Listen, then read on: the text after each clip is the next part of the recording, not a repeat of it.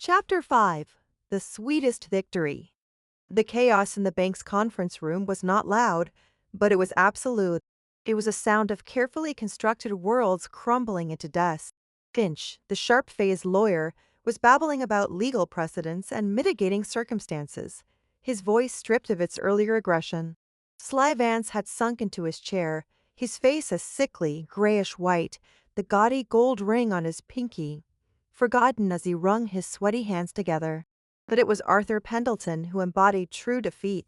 The corporate smugness had been flayed from him, leaving behind a hollow-eyed man staring at the abyss of his own corroding negligence. Marcus Thorne let the silence stretch, a conductor savoring the final crashing chord of his symphony. He watched them squirm, the predatory glint in his eyes softening into something that looked almost like pity, but wasn't. It was the satisfaction of a craftsman admiring his work. "My client's ultimatum stands," Thorne said, his voice cutting cleanly through Finch's panic rambling. "The structure you have illegally erected on the Miller family trust's property must be removed. The cost of demolition, debris removal, and restoring the land to its original state will, of course, be borne by you. I estimate the process will bankrupt Mr. Vance's company and expose the bank to a level of legal liability that will attract the attention of your corporate headquarters. Unless," he paused, letting the word hang in the air, "you would prefer to propose a more constructive alternative." It was Pendleton who spoke, his voice a hoarse whisper. "What do you want?" Thorne smiled, a thin, dangerous curve of his lips. "What my clients have always wanted. The home they were promised, the dream you turned into a nightmare." And so began the groveling.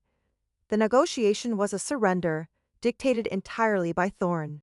The bank, desperate to contain the scandal, would write off the original loan. They would issue a new, private, interest-free grant to the Miller Family Trust to fund the remediation and completion of the project. Sly Vance Construction, bound by a new ironclad contract drafted by Thorne himself, would perform all the labor. They would not see another dime. They would work to pay off their monumental screw-up. Every stage of the work would be supervised by an independent building inspector handpicked by Thorne, an expensive and notoriously unforgiving man known for his brutal honesty. Finally, Thorne slid a single piece of paper across the table.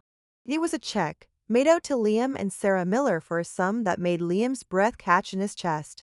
"For your emotional distress," Thorne explained calmly, "non-negotiable." Sly looked at the check, then at the contract, his face a mask of despair. This wouldn't just cost him his profit, it would cost him everything. He was no longer a predator, he was prey, caught in a trap of his own making. He signed. Pendleton, his hand shaking, authorized the payment. The weeks that followed were the sweetest form of revenge Lamb could have imagined. Work on the house resumed with a frantic, desperate energy. The crooked front door was torn out and replaced with a heavy, perfectly hung oak door. The smashed siding was stripped away, the leaky window frames removed, the rattling pipes secured. The greatest moment came on a bright, clear Saturday. Liam and Sarah stood with Thorne on the muddy front lawn, watching two of Sly's men approach the master bathroom with sledgehammers. Sly himself was there, his flashy suit replaced by dusty work jeans and a shirt stained with sweat. The predatory charm was gone, replaced by the haunted look of a man watching his life's work circle to drain. He looked at Liam, a desperate plea in his eyes. "Miller, please, we can fix it without." "Do it," Liam said, his voice flat and hard. He was handed a sledgehammer. He walked into the half-finished house, into the room that had been the epicenter of their despair. He stood before the monstrous wall that had entombed their dream. He thought of Sarah's choked sobs, of Pendleton's sneering threats, of the weight of the foreclosure notice in his hand. He swung. The drywall exploded inward with a deeply satisfying crunch. The soda dust filled the air. He swung again and again, the physical act a catharsis for months of helpless rage. He handed the hammer back, his knuckles tingling. The wall was breached. The nightmare was officially being demolished.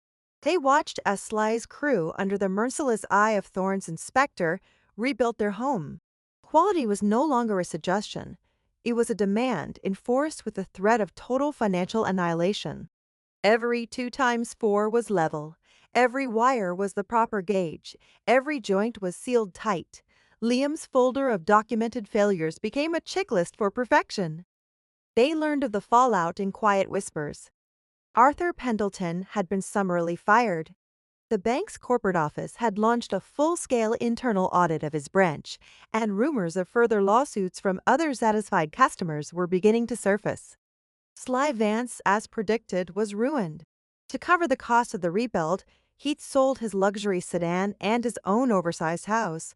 His company was a shell, and his reputation in the county was irreparable. The gaudy gold ring was gone from his finger, likely pawned. 6 months after the showdown in the bank, Liam and Sarah stood in their finished home. It wasn't the house Sly Vance had been building. It was the house from Sarah's sketchbook, brought to perfect, vibrant life. The afternoon sun streamed through the large north-facing window of Sarah's new art studio. The scent of fresh paint and new beginnings had replaced the smell of rot and deceit. Sarah stood at her easel, not sketching frantic nightmares but painting a vibrant, joyful scene. In the painting, their 2 children were laughing, soaring high on a tire swing hanging from the thick branch of the backyard oak tree. Liam came up behind her, wrapping his arms around her waist. His hands, for the first time in his adult life, were clean. The grease under his fingernails had finally faded away. He no longer smelled of the auto shop, he smelled of home. "It's perfect," Sarah whispered, leaning her head back against his chest. "We earned it," Lem replied, his voice thick with emotion. They hadn't just gotten their house. They had faced down the bullies, the cheats, and the system that was built to protect them. They had been pushed to the breaking point, and instead of shattering, their bond had been forged in the fire, emerging stronger and more brilliant than before.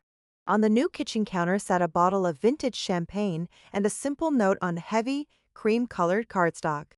"A victory well earned, MT." Liam looked out the perfectly installed living room window at their children playing in the yard. The house wasn't just a structure of wood and nails anymore.